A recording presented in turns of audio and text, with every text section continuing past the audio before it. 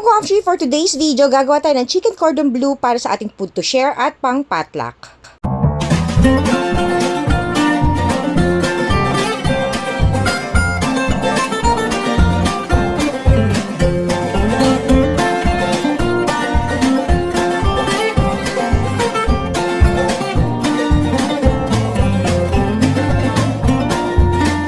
At ito na nga ang napili kong ipo-food to share namin para medyo social, char. Dahil panghandaan talaga ang dating, di ba? Ito, meron akong step by step na video nito. Naka-separate video 2 years ago pa yon if I'm not mistaken. Ayan, lalagay ko na lang sa description box para makita nyo kung paano. And then kasi yung napapanood nyo ngayon, ito is shortcut na, kumbaga buo na siya. And madali lang din naman to gawin kasi kailang ingredient lang naman. So ang ginamit ko dito, chicken giniling, salt, pepper, kung gusto nyo lagyan ng pampalasa, magic or something, ganyan, yung abracadabra, so pwede. Tapos all-purpose flour, cheese, and ham. Yun lang. Tapos ni-roll-roll ko lang. Kasi yung chicken cordon bleu para sa akin mas madali itong giniling kesa doon sa magpupukpok ka pa yung buong breast na pupukpukin mo pa na, 'di ba? Tapos kung wala kang pamukpok, mamumblema ka pa. Kaya ayun, mas gusto ko itong giniling, mas mabilis mo siyang malalapat. Well, anyway, panoorin nyo na lang yung video na yon. So, ito, parang pang-garnish natin. Ayun, lettuce. Yung pang-garnish natin, syempre, dapat pwede na rin kainin. And since ito yung aking food to share, so kailangan natin ng magandang presentation para naman mas lalo silang maakit. O, diba? Mas lalo silang ganahan na mukhang masarap. So, etong sauce na to, mayo and ketchup, yan, nilagyan ko lang siya ng Japanese mayo para parang yung Japanese mayo yung pantimple kasi yung Japanese mayo may umami flavor yan. Kaya ang ginagawa ko pag gumagawa ko ng mga ganitong sauce, nilalagyan ko siya ng mayo na usual, normal, and then the Japanese mayo, parang yung pinaka-Japanese mayo yung pampalasa, then ketchup. So, ito, para to sa gulay na ipang-garnish natin para naman makakain pa rin yung gulay. So, ito na, ayan, dahil nga shortcut na, naluto na natin. So, hiwa-hiwain na natin. Tingnan nyo ang kainaman pagka giniling. Talagang prefer mo yung laman ng chicken cordon bleu. Kumbaga, intact sila. Mas mahirap, mas naano kasi ako dun sa, yun nga, yung magpupukpok ka pa. So, ayun, ang ganda ng pagkakagawa ko. Alam mo, kumakapal siya pagka, ang technique para kumapal siya ng ganyan. 'Di ba? Una, ididip mo sa egg, tapos flour and breadcrumbs. Uulitin, parang 2 times mong ulitin na gano'n. Lalaki siya. Ayan, tataba, oh. Ayan yung itsura niya sa loob. Nakita niyo naman yung cheese natin, buong buo, di ba? Ang sarap tignan. Hinihiwa mo pa lang. Natatakam ka na. Ganon ang feeling. O, tapos yung ham natin. So, mas madali itong gawin para sa akin, ha. And, ilang piraso lang. Parang half kilo lang. Half kilo lang tong ginawa ko. Pero nakatatlong roll tayo na malaki, di ba? So, depende sa inyo kung gaano kalaki yung gusto nyo. Baka kung mas maliit-liit ng bahagya rito or either 4 na roll yung magagawa nyo or kung mas maliit pa ron, pwede rin. Depende nga talaga sa inyo kung paano yung kalaki nyo gusto or pwede rin namang isang malaki, ganon, yung jumbo yung dating, di ba? So, tinansya ko na lang kasi to kung ilan lang yung kakain. Kaya sakto na yung 3 roll ng cordon bleu na ginawa ko para dito. So, ayan na siya. Oh, ang sarap. O, diba? Natatakam na ba kayo? So, tapusin ko lang tong paghihiwa. O, tingnan nyo. Ito, ibang batch na to. Pangalawang roll.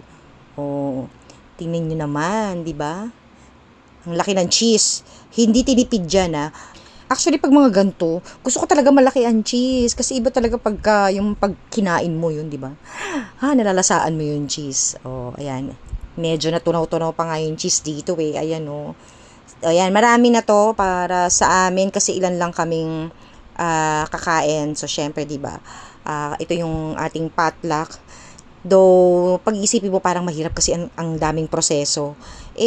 Syempre, minsan lang naman. So, important na natin, kumbaga. Tsaka, naman to lahat naman, made with love, di ba? So, mas masaya yung makakakain sila na ma-appreciate talaga nila.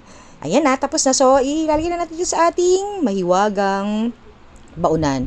So, itong food tray ko na to, mabenta to talaga eh.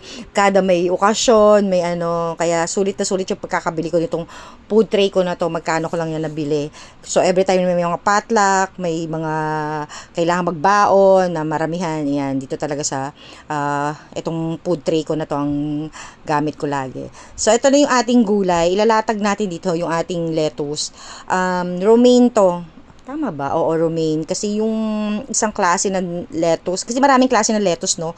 Yung isa kasi, nalalanta agad. Tapos, pagkatagal, hindi na siya crunchy masyado, lalo na pagka nainitan siya. Ito, mas masarap tong gantong klaseng lettuce. Ito usually ang ginagamit na lettuce sa mga fast food.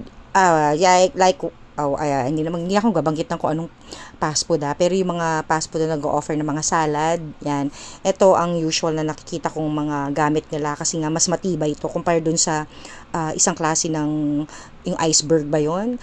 Ayan, hindi ko kabisado yung mga pangalan ng bawat klase ng lettuce, pero yung usual na binibili natin, ayun, madali siyang malanta. Ganon. Nawawala yung pagka-crunchy, hindi kagaya nitong lettuce na to. So, ayan, nagsasalansa na tayo. And, take note, oops, malinis yung kamay ko ha. Naghugas ako. Syempre, kailangan, maghugas ng maigi bago gawin to. Ang hirap naman kasi magguantes.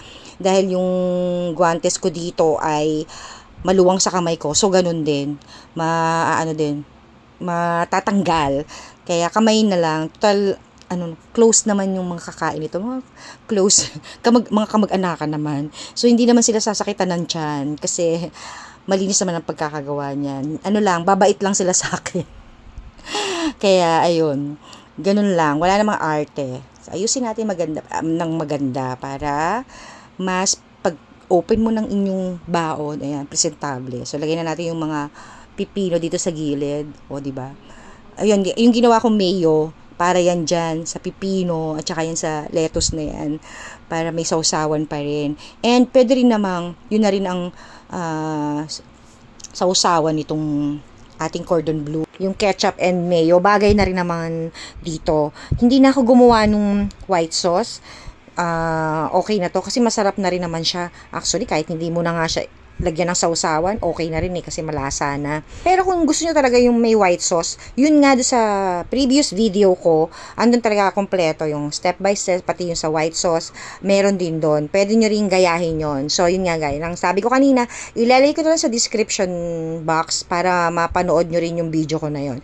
So, ito na lang ang ilalagay ko sa ibabaw para mas maganda siyang tignan at mas mukhang yummers ang dating. So, Japanese mayo na lang ilagay natin dito sa ibabaw. Ayan. So, kahit wala na siyang sauce, masarap pa rin. At, bukod doon, syempre, presentable pa rin. O, diba?